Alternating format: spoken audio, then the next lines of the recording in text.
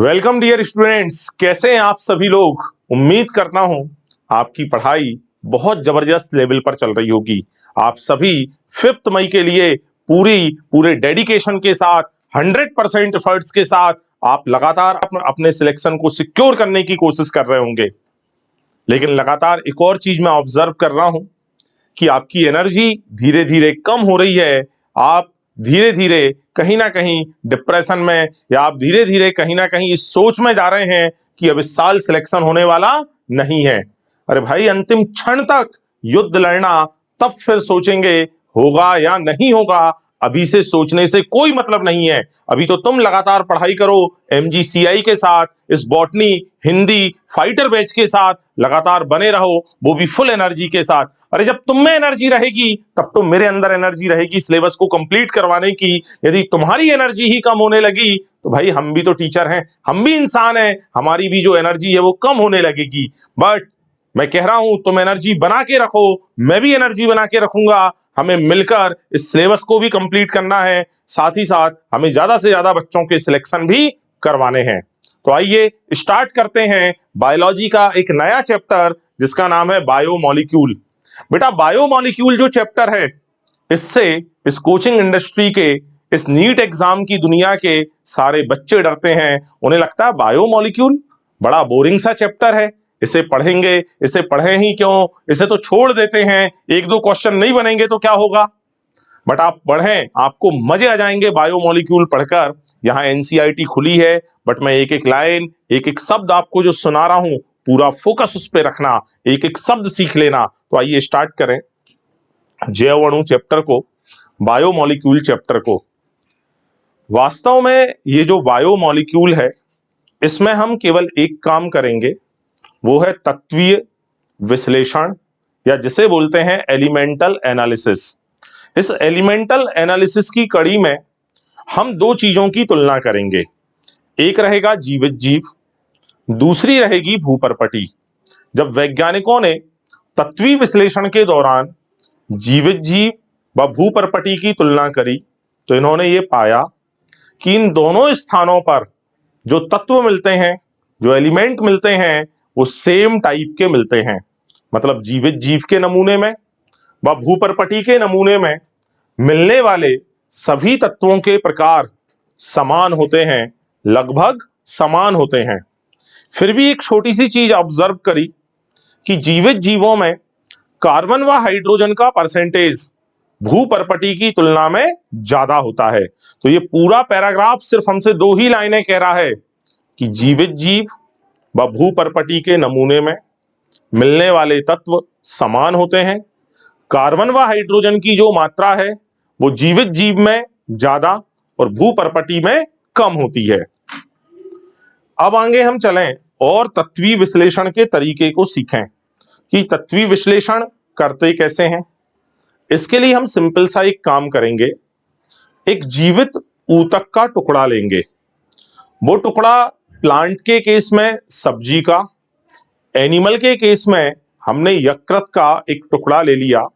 इस टुकड़े को खरल व मूसल, जिन्हें पेस्टाल व मोर्टार भी कहा जाता है, इनकी सहायता से जब उसे पीसेंगे, लेकिन पीसने में हमने उसमें ऐड कर दिया ट्राइक्लोरोएसिटिक एसिड। तो अब एक डेफिनेशन बनी कि ट्राइक्लोरोएसिटिक अम्ल की उपस्थिति में या इसकी सहायता से खरल व मूसल के द्वारा हमने जीवित ऊतक के टुकड़े को बारीक पीसा। पीसने पर हमें एक गाढ़ा पदार्थ मिला। उस गाढ़े पदार्थ को बोलते हैं स्लरी। बोर्ड पर एक एक शब्द दिख रहा है ना। जो गाढ़ा पदार्थ मिला उसे बोलते हैं स्लरी। और जब इस स्लरी को एक महीन कपड़े से छाना, तो महीन कपड़े से छानने पर कुछ पदार्थ उस महीन कपड़े से छनकर कहां चला गया, नीचे, और कुछ पदार्थ अभी भी उस कपड़े के कहां है, ऊपर। जो पदार्थ छनकर नीचे चला गया उसे बोलते हैं अम्ल विलेय अंश, या फिल्ट्रेट बोलते हैं उसको। जबकि जो पदार्थ बिना छने अभी भी कहां है, कपड़े के ऊपर है, उसे बोलते हैं अम्ल आविलेय अंश। अरे क्या बोलते हैं उसको, अम्ल आविलेय अंश, या उसको ही धारित या उसको ही रिटेंट कहा जाता है। तो हमने सिंपल सा काम, जीवित ऊतक का टुकड़ा, उसे ट्राइक्लोरो एसिटिक अम्ल की उपस्थिति में पेस्टार एंड मोर्टार की सहायता से जब पीसा, खरलवा मूसल की सहायता से जब पीसा, तो फाइनली हमें एक गाढ़ा करदम, गाढ़ा स्लरी प्राप्त हुआ, जिसे छानने पर दो चीजें मिली। एक जो हिस्सा नीचे गया छनकर, एक जो ऊपर है, जो नीचे गया वो अम्ल घुलनशील भाग है, जो ऊपर है वो अम्ल अघुलनशील भाग है। अम्ल घुलनशील हिस्से को ही फिल्ट्रेट या छनित्र कहते हैं, अम्ल अघुलनशील हिस्से को धारित या रिटेंट कहते हैं।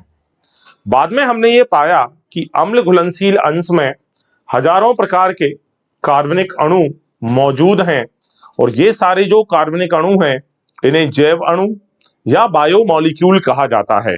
ठीक है, तो ये कुछ चीजें हमने यहां डिस्कस करी। कुछ दूसरी डेफिनेशन भी यहीं पर याद करते हैं। जैसे एक डेफिनेशन है नम भार या ताजा भार की, एक डेफिनेशन है शुष्क भार की, और एक शब्द सीखना है भस्म या ऐस। बेटा नम भार किसे बोलेंगे? आपने एक पत्ती को तोड़ा प्लांट से, उसका वजन किया, चूंकि अभी वो पत्ती फोटोसिंथेसिस भी कर रही थी, मतलब लगातार उसके अंदर जल का प्रवेश हो रहा था, वो पत्ती वाष्पोत्सर्जन भी कर रही थी, मतलब लगातार उसके अंदर जल की उपस्थिति, जल मौजूद था, जल उपस्थित था उसके अंदर। तो जिस समय पादप के किसी हिस्से में वाटर कंटेंट मौजूद रहेगा, उस समय यदि उसका वजन लिया जाएगा, उसे बोलेंगे नम भार। आप उसी पत्ती को सनलाइट में रखा रहने दें और उसे सूखने दें, जब उसके अंदर से जल की संपूर्ण मात्रा उड़ जाएगी, जल पूरी तरह से वाष्पित हो जाएगा, तब उसे बोलेंगे शुष्क भार। आप पत्ती को जला दें, जलाने पर कुछ धुआं निकला, राख बची, जो राख बची है उस राख को बोलते हैं भस्म या ऐश। इस भस्म में बेटा अकार्बनिक तत्व मौजूद हैं, अकार्बनिक अणु मौजूद हैं, कुछ और अकार्बनिक जैसे सल्फेट और फॉस्फेट, ये हमारे अम्ल घुलनशील अंश में पाए जाते हैं।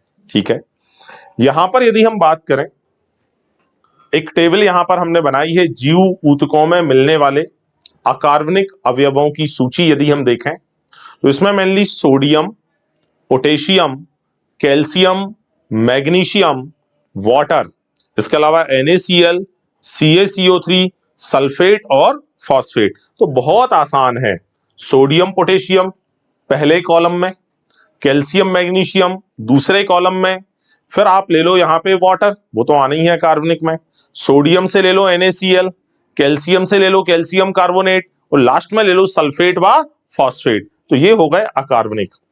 बात करें यहां परसेंटेज भार की, जो भूपर्पटी व मनुष्य के शरीर में मिलता है, तो ये जो टेबल बनी है, इसे याद करने के लिए आप ये वाला सीक्वेंस याद करना, CHONS,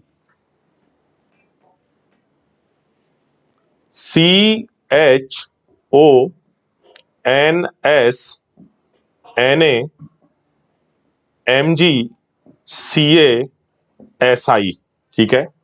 ये लिखा है बेटा चॉन्स, क्या लिखा है भाई, देखें आप यहां पर, ये लिखा है CHONS। चॉन्स बोल रहा है ना मुझे जाना है मक्का, ना मुझे जाना है काशी। चॉन्स क्या कह रहा है? ना मुझे जाना है मक्का, ना मुझे जाना है काशी, मुझे तो जाना है MG कोचिंग। ठीक है, अरे ये तो याद करने के लिए एक तरीका है, ठीक है ना। आप याद ऐसे ही रखें, चॉन्स ना मक्कासी, आप ये तरीका भी याद ना रखें जो अभी बोला मैंने, ना मुझे जाना है मक्का, ना मुझे जाना है काशी। आप सिंपल याद कर लें कि चॉन्स जो है CHONS, चॉन्स कह रहा है ना मग का सी, मतलब मुझे मक्कासी नहीं करनी है। क्या नहीं करनी है? मक्कासी। तो एक तो ये सीक्वेंस याद करें। परसेंटेज वैल्यू जो है कार्बन की वो है 0.03, हाइड्रोजन है 0.14, ऑक्सीजन है 46.6, नाइट्रोजन जो है उसका परसेंटेज है नगण्य। जब नगण्य हो गया, 0 हो गया, तो फिर से शुरुआत से स्टार्ट करो। तो जो सल्फर है वो हो जाएगा 0.03, फिर 28, 2.8, 2.1, 3.6 एंड 27.7%। इस तरह की वैल्यूज हैं। बात करें मनुष्य के शरीर की, तो यहां पे आ जाएगा हमारे पास में 18.5, 65.0, 3.3%, 0.3, 0.2, 0.1, 1.5 और फाइनली यहां आ जाएगा नगण्य। यदि आप इस ऑर्डर में इस टेबल को याद रखेंगे तो याद करना थोड़ा सा ज्यादा क्या हो जाएगा, आसान हो जाएगा। यहां से हम बहुत सारी वैल्यू, अब ये जो मैंने साइन बनाया है सही का, इसको आप पॉइंट ना मान लेना। तो ये है 2.8, ये है 2.1। यहां से यदि ये टेबल याद रहती है तो पेपर में क्वेश्चन बन सकते हैं कौन कौन से एलिमेंट जो है वो जीवित जीव में जिनकी परसेंटेज वैल्यू भूपर्पटी से ज्यादा है। तो यहां देखें, जीवित जीव की बात करें तो कार्बन का परसेंटेज जो है वो ज्यादा आ रहा है। चलिए अपन रेड कलर से मार्क कर देते हैं उनको। कार्बन का परसेंटेज जीवित जीव में ज्यादा है, हाइड्रोजन का परसेंटेज भी ज्यादा है, ऑक्सीजन का परसेंटेज, नाइट्रोजन का परसेंटेज ये ज्यादा आ रहा है, सल्फर ज्यादा आ रहा है। तो अभी तक हमने देखा CHONS, ये चारों जीवित जीव में हमें ज्यादा देखने को मिले। बात करें हम यहां पर भूपर्पटी की, तो भूपर्पटी में एक तो मिल गया सोडियम, मैग्नीशियम, कैल्शियम और सिलिकॉन। तो Na, Mg, Ca and Si ये हमें मिल गए हैं कहां पर, भूपर्पटी में। तो भाई चोन्स हम ये मान लो कि एक जीवित जीव का नाम है, तो चोन्स किस में मिलेगा, जीवित जीव में, मनुष्य के शरीर में ज्यादा मिलेगा। और नामक्कासी ये कहां मिलेगा, भूपर्पटी में ज्यादा मिलेगा। अब हमें मेनली इस चैप्टर में जो बायोमोलिक्यूल पढ़ना है, इस बायोमोलिक्यूल चैप्टर को हम दो तरीके से पढ़ेंगे। पहले हम पढ़ लेंगे मोनोमर्स। मोनोमर्स का मतलब होता है बेटा एकलक। मोनोमर्स पढ़ डालेंगे सारे। इन मोनोमर्स में हम क्या क्या पढ़ेंगे, हम यहां पढ़ेंगे अमाइनो एसिड, हम यहां पढ़ेंगे फैटी एसिड, हम यहां पढ़ डालेंगे ग्लिसरॉल, हम यहां पर पढ़ लेंगे ग्लिसरॉइड, हम यहां पर पढ़ने वाले हैं फॉस्फोलिपिड। इसके अलावा हम यहां पढ़ने वाले हैं कोलेस्ट्रॉल की संरचना, हम यहां पढ़ने वाले हैं पेंटोज शुगर, हम यहां पढ़ डालेंगे नाइट्रोजीनस बेस या नाइट्रोजनी क्षार की संरचना पढ़ डालेंगे। नाइट्रोजीनस बेस के अलावा हम न्यूक्लियोसाइड, न्यूक्लियोटाइड ये संरचनाएं यहां पढ़ेंगे। तो ये जो सारी संरचनाएं हैं, amino acid, fatty acid, glycerol, glyceride, glyceride के जस्ट बाद में पढ़ेंगे फॉस्फोलिपिड, कोलेस्ट्रॉल, फिर कोलेस्ट्रॉल के बाद में हम यहां पढ़ लेंगे पेंटोज शुगर, नाइट्रोजीनस बेस और फाइनली न्यूक्लियोसाइड व न्यूक्लियोटाइड। ये सारे मोनोमर पढ़ने के बाद फिर हमारे चैप्टर का सेकंड पोर्शन स्टार्ट होगा जिसमें हम पढ़ेंगे पॉलीमर्स। पॉलीमर्स में हम क्या क्या पढ़ेंगे, पॉलीमर्स में हम प्रोटीन की संरचना पढ़ेंगे, हम पॉलीसैकेराइड्स की संरचना पढ़ेंगे, हम न्यूक्लिक एसिड पढ़ेंगे। और पॉलीमर्स पढ़ने के बाद सबसे लास्ट में यहां आएगा एंजाइम। तो जैसे ही हम एंजाइम पढ़ेंगे और एंजाइम में हम कोफैक्टर्स को पढ़ेंगे, सहकारकों को पढ़ेंगे, आप समझ जाना जो हमारा चैप्टर है वो चैप्टर क्या हो जाएगा, कंप्लीट हो जाएगा, खत्म हो जाएगा। बहुत मस्त चैप्टर है, बहुत मजेदार चैप्टर है। बस धीरे धीरे करके आप इन वीडियो लेक्चर्स को देखते रहें, आपका ये चैप्टर बहुत जबरदस्त लेवल पर तैयार हो जाएगा। सबसे पहले हम स्टार्ट कर लेते हैं अमाइनो एसिड को, अमीनो अम्ल को। तो जो अमीनो अम्ल हैं ये बेटा मीथेन के प्रतिस्थापी होते हैं। यह है मीथेन हमारे पास CH4। इस CH4 में से मैंने एक हाइड्रोजन को रिप्लेस किया, माइनस किया एक हाइड्रोजन को, और हाइड्रोजन को रिप्लेस कर उसके प्लेस पर मैंने ऐड कर दिया NH2 ग्रुप।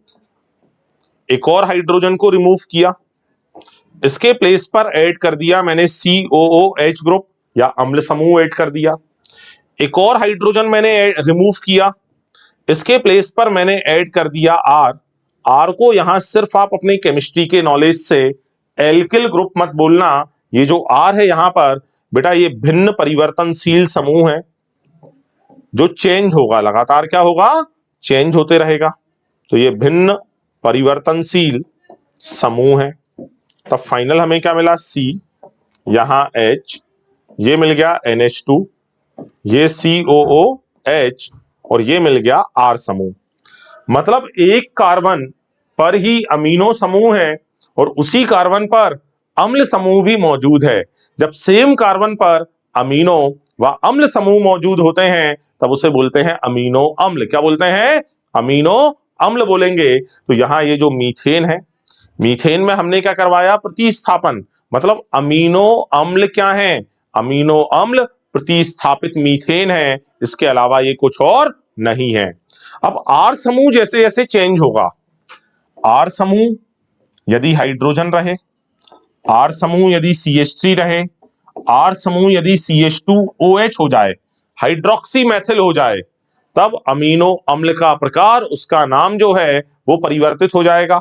जैसे हाइड्रोजन होने पर ग्लाइसिन, मैथिल होने पर एलेनिन, CH2OH होने पर सेरीन नाम रहेगा। क्या नाम रहेगा? सेरीन। तो यहां आप देखें, यहां पर ऑलरेडी ये दिया है hydrogen, Maithil and hydroxy Maithil होने पर इनके नाम दिए हैं। इनको याद करने के लिए सिंपल सी चीज है, आप गैस याद कर लें, ग्लाइसिन, एलेनिन, सेरिन। ग्लाइसिन के साथ गैस में सबसे मेन गैस अपन ने यहां ले ली हाइड्रोजन, दूसरे नंबर पे मीथेन का ले लिया मैथिल, फिर ले लिया हाइड्रोक्सी मैथिल। तो इस तरह से ये हमें याद हुए। इसके अलावा बेटा एक और चीज याद रखना, जो अमीनो अम्ल हैं, उन अमीनो अम्लों में मौजूद अमीनो समूह व अम्ल समूह, इन दोनों की जो संख्या है, यदि वो बराबर है तो उदासीन, यदि इसमें से अमीनो की संख्या ज्यादा है, NH2 की संख्या ज्यादा है, तब क्षारीय अमीनो अम्ल। COOH की संख्या ज्यादा है, तब बोलेंगे अम्लीय अमीनो अम्ल। ठीक है, तो इनकी संख्या के आधार पर जो अमीनो अम्ल हैं वो अम्लीय हो सकते हैं, वो क्षारीय हो सकते हैं, वो उदासीन हो सकते हैं। तो अम्ल, क्षार और उदासीन याद करने के लिए सिंपल याद कर लेना glove, GLV, glove. G for glutamic acid, L for lysine, V for valine, है ना बेटा। लाइसिन के साथ साथ एक और क्षारीय अमीनो अम्ल आप याद कर लें। यहां पर तो केवल लाइसिन दिया है बायोमोलिक्यूल में, बट जब हम 12th बायोलॉजी में मॉलिक्यूलर जेनेटिक्स पढ़ेंगे, और मॉलिक्यूलर जेनेटिक्स में जब हम DNA की पैकेजिंग पढ़ते हैं, उस पैकेजिंग में आते हैं हिस्टोन प्रोटीन, और हिस्टोन प्रोटीन का नेचर भी क्षारीय होता है, और उस क्षारीय नेचर के लिए जिम्मेदार है लाइसिन व अर्जिनिन अमाइनो एसिड। तो यहां एक तो गैस याद किया, दूसरा GLV ग्लव याद किया, ग्लूटामिक, लाइसिन, वैलिन। लाइसिन के साथ एक याद कर लिया अर्जिनिन। थोड़े से और आगे चलें तो यहां पर बहुत बढ़िया कंसेप्ट दिया है कि जो हमारा अमीनो अम्ल है, उसका अमीनो व अम्ल समूह आयनीकरण प्रवृत्ति के होते हैं, लेकिन अलग अलग प्रकार के विलयनों में अमीनो अम्ल की जो संरचना है वो परिवर्तित हो जाती है। आइए सबसे पहले हम इस बीच वाली संरचना को बनाने का प्रयास करें। मेरे पास में ये R bond CH, NH2 bond COOH, एक नॉर्मल अमीनो अम्ल मैंने ले लिया, और ये वाला जो अमीनो अम्ल है ये pH इक्वल टू 7 वाले विलयन में मौजूद है, मतलब उदासीन विलयन में मौजूद है।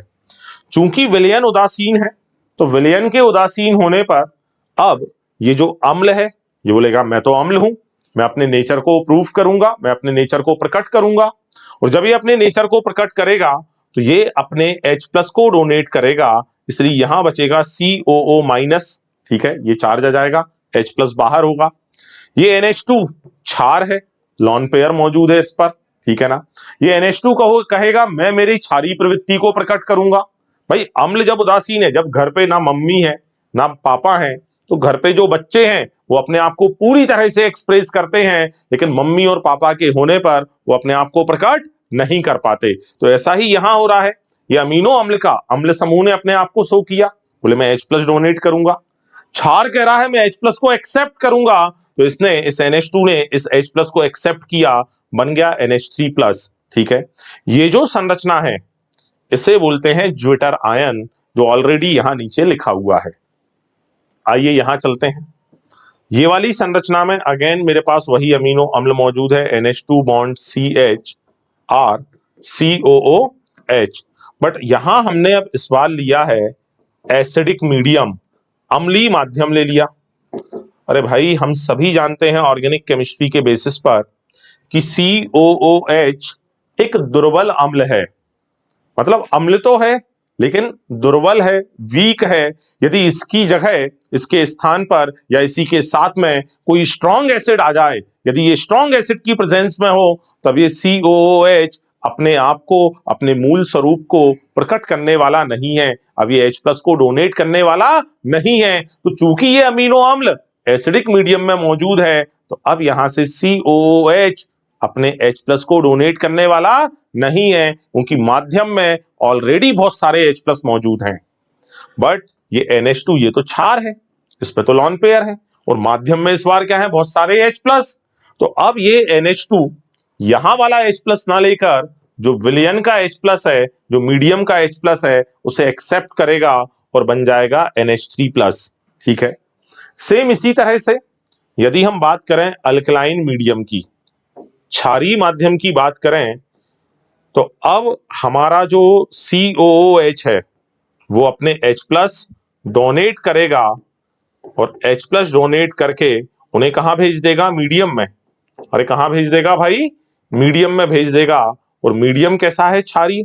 तो क्षारीय मीडियम उस H+ को एक्सेप्ट कर लेगा, बट इस बार अब वो H+ NH2 के पास आने वाले नहीं है।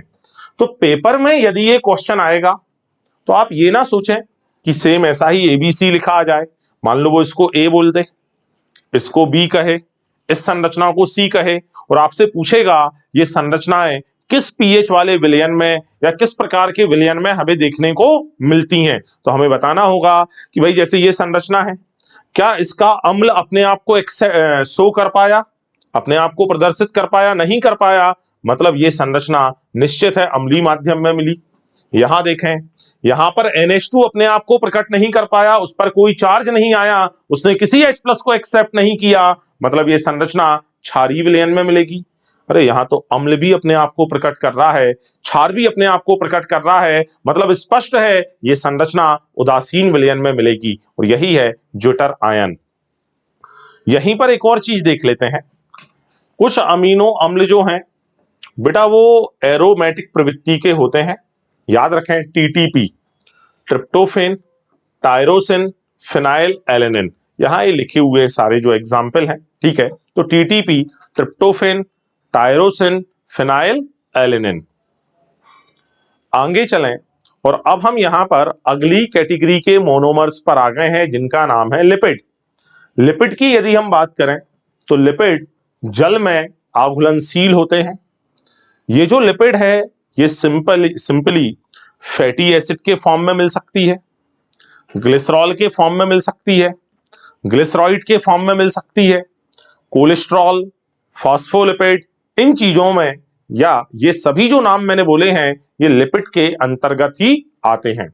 एक एक करके इनको समझ लेते हैं। लिपिड में सबसे पहले बात करें हम फैटी एसिड की, तो फैटी एसिड में एक मिलती है कार्बन चेन। फैटी एसिड में एक हमें यहां मिलती है कार्बन की चेन, प्लस हमें मिलेगा COOH ग्रुप। ये जो कार्बन की चेन है ये हो सकती है 1 to 19 कार्बन, 1 से लेकर 19 कार्बन की ये चेन हो सकती है। सिंगल कार्बन है, देन मेथिल, 2 हैं तो एथिल, ऐसे ही और ज्यादा भी हो सकते हैं, है ना। बात करें पॉमेटिक अम्ल की, तो पॉमेटिक अम्ल में टोटल जो कार्बन है, जिसमें COOH को भी यदि हम शामिल करें, तो टोटल कार्बन 16 है। मतलब उसमें 15 कार्बन किसके हैं, चेन के, और 1 कार्बन किसका है, एसिड का। ऐसे ही बात करें अरेकिडोनोइक अम्ल में, ये पॉमेटिक अम्ल में कितने कार्बन हो गए, 16। अरेकिडोनोइक अम्ल, इसमें कितने कार्बन होते हैं, COH के साथ में 20। मतलब चेन जो है वो 19 कार्बन की यहां पर मौजूद है। दूसरे नंबर पे जो है वो है बेटा ग्लिसरॉल।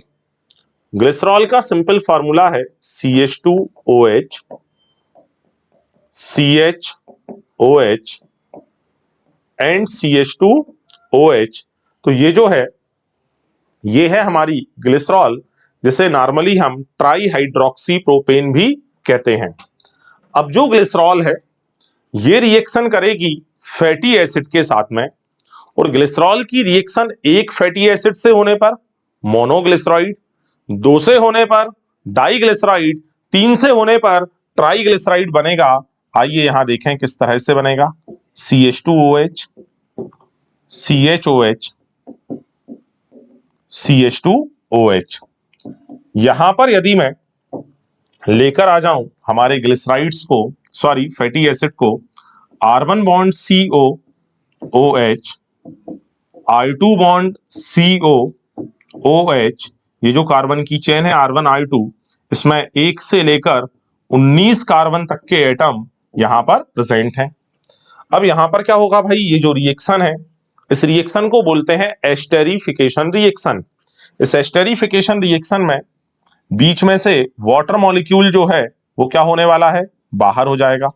तो इस तरह से आप देखें जो वाटर मॉलिक्यूल हैं वो बाहर हो गए हैं, और वाटर मॉलिक्यूल के बाहर होने पर ये एक नया बॉन्ड यहां पर फॉर्म हुआ COO, इसे बोलते हैं ईस्टर बॉन्ड। ठीक है, तो यदि ये नीचे वाली दो रिएक्शन नहीं हो पाई, केवल ऊपर के लेवल पर एक सिंगल रिएक्शन हुई फैटी एसिड के साथ, देन बोलेंगे मोनोग्लिसराइड, दो की हुई डाइग्लिसराइड, तीन की हुई ट्राइग्लिसराइड। तो ये जो स्ट्रक्चर आपके सामने बना है ये ट्राइग्लिसराइड का स्ट्रक्चर है। बेटा ये जो ग्लिसराइड हैं ये हमें ऑयल या फैट, तेल अथवा वसा के रूप में मिलते हैं। या तो ऑयल के रूप में मिलेंगे या फैट के रूप में मिलेंगे, तेल अथवा वसा के रूप में मिलते हैं। तेल क्या होता है, तेल वो है जिसका मेल्टिंग पॉइंट लो यानी कि कम होता है।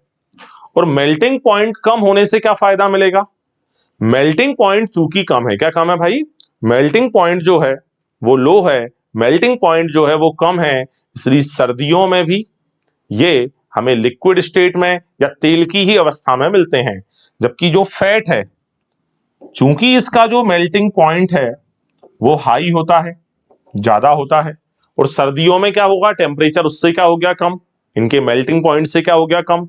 चूंकि मेल्टिंग पॉइंट क्या था, हाई, इसलिए ये सर्दियों में ठोस रूप में मिलते हैं। आपने देखा होगा एक वनस्पति घी जो डालडा के नाम से आता है, वो वनस्पति घी सर्दियों में बिल्कुल ठोस रूप में मिलता है, जम जाता है, जबकि हमारे घरों पर रखा हुआ सोयाबीन का जो तेल है वो हमें उसी सेम स्टेट में मिलता है सर्दियों में भी। क्यों, क्योंकि उसका मेल्टिंग पॉइंट लो होता है। तो ये है हमारे ग्लिसराइड्स।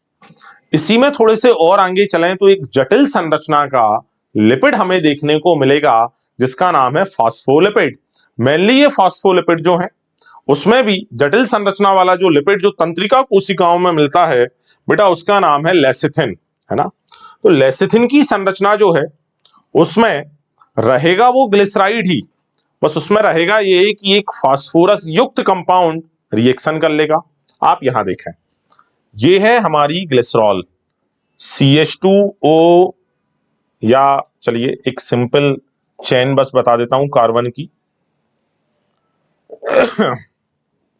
ये बेटा ग्लिसरॉल का स्ट्रक्चर था, यहां पर ये फैटी एसिड रिएक्शन करने आया, तब ये COO बॉन्ड क्रिएट हुआ जो अभी भी रिएक्शन मैंने पीछे करवाई थी। अगेन यहां पे ये दूसरा फैटी एसिड आया, ये बन गया हमारा डाइग्लिसराइड। फिर यहां रिएक्शन करने के लिए आया H3PO4, आप सभी जानते हैं P double bond O, bond OH, OH and OH, ये है हमारे पास में H3PO4। H3PO4 जब रिएक्शन करेगा तो ये वाला स्ट्रक्चर हमें यहां पर मिला, और फिर ये जो अमोनिया है, अमोनिया के जो साल्ट्स हैं उनने जब रिएक्शन करी तो ये जो संरचना है ये है फास्फोलिपिड या लेसिथिन की।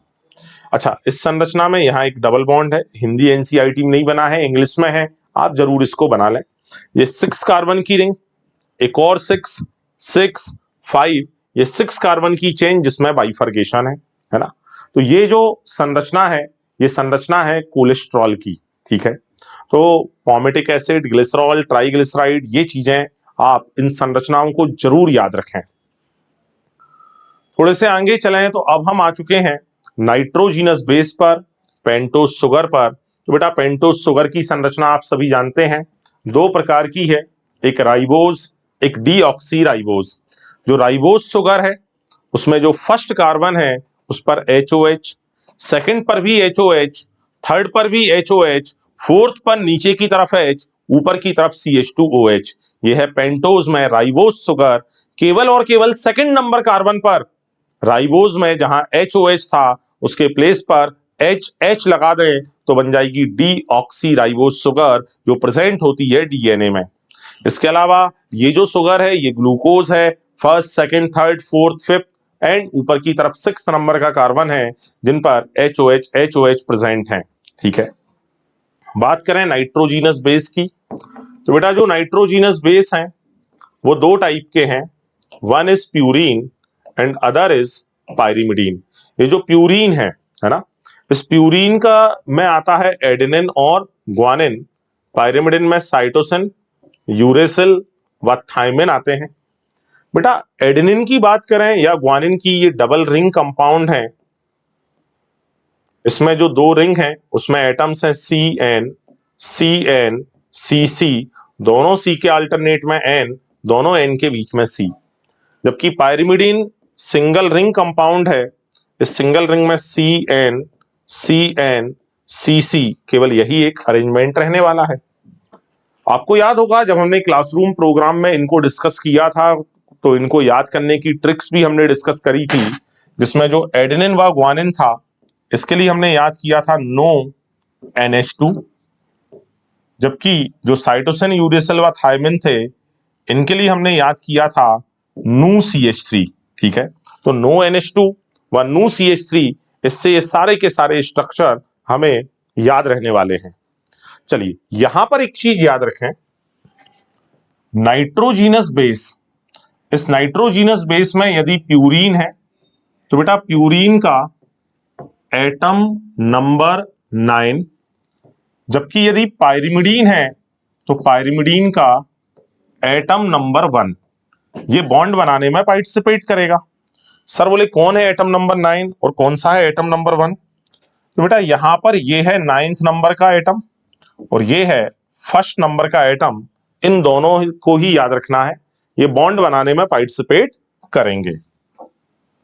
यदि यहां से हम आगे चलें तो नाइट्रोजीनस बेस जो है उसमें प्यूरीन का एटम नंबर 9, पायरिमिडीन का एटम नंबर 1, ये रिएक्शन करेंगे, अथवा में है भाई और में, हाँ, ये रिएक्शन करेंगे पेंटोज शुगर से, और इस रिएक्शन में पेंटोज शुगर का ऑलवेज कार्बन नंबर 1 बॉन्ड बनाएगा, और बॉन्ड जब बनेगा तो बीच में से माइनस होगा वाटर मॉलिक्यूल, और वाटर मॉलिक्यूल के माइनस होने पर जो स्ट्रक्चर हमें मिलेगा वो है न्यूक्लियोसाइड का। अगले ही स्टेप में ये जो न्यूक्लियोसाइड है इस न्यूक्लियोसाइड के साथ बॉन्ड बनाने के लिए आएगा H3PO4, और न्यूक्लियोसाइड में मौजूद जो शुगर है उस शुगर का कार्बन नंबर 5 ये बॉन्ड बनाएगा। अगेन बीच में से वाटर मॉलिक्यूल रिलीज होंगे और यहां पर जो स्ट्रक्चर बनेगा वो स्ट्रक्चर बनेगा न्यूक्लियोटाइड का। तो ये हमने यहां पर न्यूक्लियोटाइड का फॉर्मेशन सीखा। यहां पर जो बॉन्ड बनेगा न्यूक्लियोसाइड के बनते समय, इस बॉन्ड का नाम याद रखें ग्लाइकोसिडिक बॉन्ड, जबकि जब न्यूक्लियोटाइड बनेगा तब जो बॉन्ड बनेगा उस बॉन्ड का नाम है फॉस्फो ईस्टर बॉन्ड। ये जो बॉन्ड है हमारा इसका नाम है फॉस्फो ईस्टर बॉन्ड। तो इस तरह से हमारे पास में एक आ गया ग्लाइकोसिडिक बॉन्ड, एक आ गया फॉस्फो ईस्टर बॉन्ड, और ये बन गया न्यूक्लियोटाइड। जब एक न्यूक्लियोटाइड दूसरे न्यूक्लियोटाइड से जुड़ेगा तो हमेशा नीचे वाले न्यूक्लियोटाइड का फॉस्फेट ऊपर वाला जो न्यूक्लियोटाइड है उसमें जो शुगर मौजूद है उस शुगर के कार्बन नंबर 3 से बॉन्ड बनाएगा, और अब इस बॉन्ड को बोलेंगे फॉस्फो डाई ईस्टर बॉन्ड। शुरू में डाई ईस्टर शब्द का यूज मत कर लेना, ठीक है। ये यहां पर हमारे न्यूक्लियोसाइड न्यूक्लियोटाइड आ गए हैं। मैं आपको यहां आरएनए के न्यूक्लियोसाइड व न्यूक्लियोटाइड के नाम लिख कर दे रहा हूं, उन्हीं में सामने जब डीऑक्सी लगाएंगे तो बन जाएगा डीएनए। अंतर एक और रहेगा, कि आरएनए में जहां यूरासिल होगा, डीएनए में वहां थायमिन होगा। तो यहां देखें, न्यूक्लियोसाइड के नाम एडिनोसिन, ग्वानोसिन, साइटोसिन मत बोल देना यहां, साइटिडिन। अरे ये न्यूक्लियोसाइड हैं, क्या है ये नाइट्रोजीनस बेस नहीं है। नाइट्रोजीनस बेस क्या है? एडेनिन। तो adenine plus sugar adenosine, guanine plus sugar guanosine, cytosine plus sugar cytidine, और यूरेसल प्लस शुगर यूरिडिन रहेगा। और जब इसी का हम टाइड देखेंगे तो टाइड में आएगा adenylic acid, guanylic acid, cytidylic acid, और यहां थाइमिडिलिक की जगह यूरिडिलिक एसिड रहेगा। यहीं आप चाहो तो इसका एक और नाम लिख सकते हो, एडिनोसिन मोनोफॉस्फेट। अरे भाई न्यूक्लियोटाइड बनता कैसे है? एक फॉस्फेट जोड़ने पर।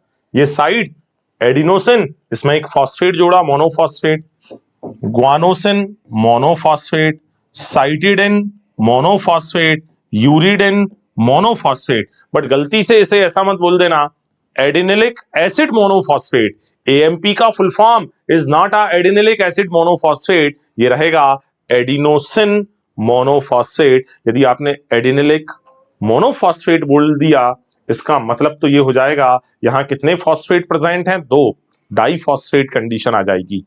इन्हीं में जब आप डीएनए के लिए बोलें तो deoxyribo adenosine, deoxyribo guanosine, deoxyribo cytidine, deoxyribo uridine नहीं, थाइमिडिन।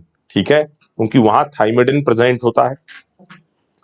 और आगे चलें, आज मैं पूरे मोनोमर्स, मेटाबोलाइट्स, बायोमोलिक्यूल ये पढ़ा दूंगा। ठीक है, यदि हम बात करें प्राइमरी व सेकेंडरी मेटाबोलाइट्स की, बहुत ध्यान से समझें। पहले तो ये परिभाषा समझें कि मेटाबोलाइट्स या उपापचयज होते क्या हैं।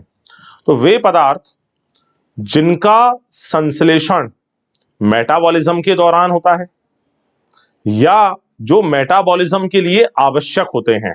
ठीक है ना, सिंपल है। वे पदार्थ जो मेटाबॉलिज्म के लिए आवश्यक होते हैं या जिनका संश्लेषण मेटाबॉलिज्म के दौरान होता है, उन्हें कहा जाता है मेटाबोलाइट्स। ठीक है, मेटाबोलाइट्स बेटा दो प्रकार के हैं। एक होते हैं प्राइमरी मेटाबोलाइट्स, दूसरे होते हैं सेकेंडरी मेटाबोलाइट। प्राइमरी मेटाबोलाइट जो हैं ये सभी जीवित जीवों में हैं। जितने भी जीवित जीव हैं ये सभी जीवित जीवों में क्या होते हैं साथियों? उपस्थित। लेकिन बात करें सेकेंडरी मेटाबोलाइट की, तो ये जो सेकेंडरी मेटाबोलाइट है ये प्राणियों के अतिरिक्त, मतलब एनिमल्स में नहीं पाए जाते, प्राणियों के अतिरिक्त शेष जीवित जीवों में पाए जाते हैं। प्राणियों को छोड़ दें आप इसमें, बाकी जितने भी शेष जो जीवित जीव हैं उनमें ये प्रेजेंट होते हैं।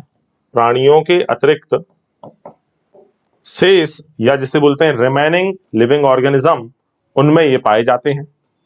फिर अगला इनमें डिफरेंस याद रखें, जो प्राइमरी मेटाबोलाइट्स हैं बेटा ये ज्ञात या नोन फंक्शन करते हैं। इनके सारे जो काम हैं वो हमें ज्ञात हैं, सारे काम हमें पहले से पता है। सेकेंडरी मेटाबोलाइट में अधिकांश जो मेटाबोलाइट्स हैं उनके कार्य अभी भी हमारे लिए क्या हैं? अज्ञात हैं। हाँ, कुछ हैं जिनके कार्य हमें ज्ञात होते हैं। अभी पीछे मैंने जितने मोनोमर्स आपको पढ़ाए हैं वो सभी प्राइमरी मेटाबोलाइट हैं। चाहे आप उसमें अमाइनो एसिड ले लें, आप वहां पर sugar, nitrogenous base, nucleoside, nucleotide, ठीक है, आप वहां पर ले लें फैटी एसिड, आप ले लें ग्लिसरॉल, आप ले लें ग्लिसराइड, आप ले लें फॉस्फोलिपिड, आप ले लें कोलेस्ट्रॉल। जो हमारा फैटी एसिड है उसका नाम यहां इनने लिख के दिया नहीं है, बट फिर भी आप उसे प्राइमरी मेटाबोलाइट ही माने, क्योंकि वो सभी जीवित जीवों में मिलता है, साथ ही साथ उसका फंक्शन हमें नोन है। तो कितना सिंपल कर दिया है मेटाबोलाइट आपके लिए। आप देखें, प्राइमरी सभी जीवित जीवों में है, सेकेंडरी सभी में है, एनिमल्स में नहीं है। प्राइमरी के जितने भी फंक्शन है वो नोन है, सेकेंडरी में अधिकांश के काम अभी अभी हमें ज्ञात नहीं है, हाँ कुछ के काम हमें ज्ञात हैं। तो जो टेबल है, उस टेबल को किस सीक्वेंस में याद करना, सेकेंडरी मेटाबोलाइट वाली टेबल को, सबसे पहले ले लेना वर्णक, फिर लेंगे हम यहां पर तेल, तेल के बाद यहां पर ले लेंगे लेक्टिन्स को, लेक्टिन्स के बाद ले लेंगे टर्पीनॉइड्स को, टर्पीनॉइड्स के बाद आप ले लेना यहां पर एल्कलॉइड्स को, एल्कलॉइड्स के बाद में आप ले लेना यहां पर ड्रग्स को, ड्रग्स के बाद ले लेना बहुलक को या पॉलीमर को, और बहुलक के बाद यहां पर ले लेना विष या पॉइजन को। आप तो सिंपल इतना याद रखें, वर्णक और तेल, बाकी कहानी अपने आप हो जाएगी। वर्णक यानी रंग, तेल तो फिर तेल है ही, तेल के ला से लेक्टिन्स, लेक्टिन्स के टा से टर्पीनॉइड्स, और जैसा वाइड्स वहां आ रहा है वैसा ही यहां आ रहा है अल्कलॉइड्स। बार बार ये डासा डासा आ रहा है तो यहां से मैंने ले लिया ड्रग्स। अरे ड्रग्स से क्यों मार रहे हो बहू को, विष भी दे सकते हैं, ठीक है ना। तो ड्रग्स, देन बहुलक, देन विष, ठीक है ना। तो यहां वर्णक, तेल, लेक्टिन्स, टर्पीनॉइड्स, अल्कलॉइड्स, ड्रग्स, बहुलक और विष, ये सीक्वेंस हमारा रहेगा, ठीक है। यहां पर यदि हम एक एक करके इनको देखें तो बेटा जो वर्णक होते हैं उसमें कैरोटीनॉइड आ जाएगा, एंथोसाइनिन आ जाएगा, तेल में आप नींबू घास तेल ले सकते हैं, लेक्टिन्स में कॉर्न कैनेवेलिन ए रहेगा। बात करें टर्पीनॉइड्स की तो टर्पीनॉइड्स में मोनोटर्पीन, डाइटर्पीन, ट्राइटर्पीन रहेगा। बात करें अल्कलॉइड्स तो अल्कलॉइड्स में मार्फिन, कोडिन ये आ जाएंगे। ड्रग्स में बिनब्लास्टिन, कुरकुमिन आ जाएगा। ड्रग्स के बाद यदि हम थोड़े से और आगे चलें तो ड्रग्स के बाद हमें मिलेगा पॉलीमर या बहुलक। अरे यहाँ बहु बोलना जो था उसका मीनिंग होता है पॉलीमर, ठीक है ना। तो जो बहुलक है वो बहुलक शब्द जो है वो है रबर, गोंद और सेलुलोज, ठीक है। और साथ ही साथ पॉइजन या विष की बात करें तो पेब्रिन, एब्रिन, रिसिन ये सभी हमारे विष में आ जाएंगे। तो ये है मेटाबोलाइट्स, ठीक है। तो मैंने आज का जो लेक्चर है उसमें आपको मेटाबोलाइट्स तक की कहानी पढ़ा दी है। कल के लेक्चर में हम मिलेंगे और हम पढ़ने वाले हैं बायोमॉलिक्यूल्स, सूक्ष्म व बृहद जैवाणु। मैं ऐसे ही छोटे छोटे लेक्चर बनाते रहूंगा जिससे आप कम समय में इनको देखकर ज्यादा से ज्यादा फायदा उठा सकें। तो मिलते हैं नेक्स्ट लेक्चर में, लेकिन आपकी एनर्जी कम नहीं होनी चाहिए। जो एनर्जी आपकी पहले लेक्चर में थी, दूसरे लेक्चर में थी, ये पांचवा छठा लेक्चर आते आते तक आपकी एनर्जी कम हो रही है। मुझे बिल्कुल भी मजे नहीं आ रहे हैं, इसलिए आपकी एनर्जी मुझे चाहिए और बरकरार चाहिए। बेस्ट ऑफ लक, मिलते हैं नेक्स्ट लेक्चर में।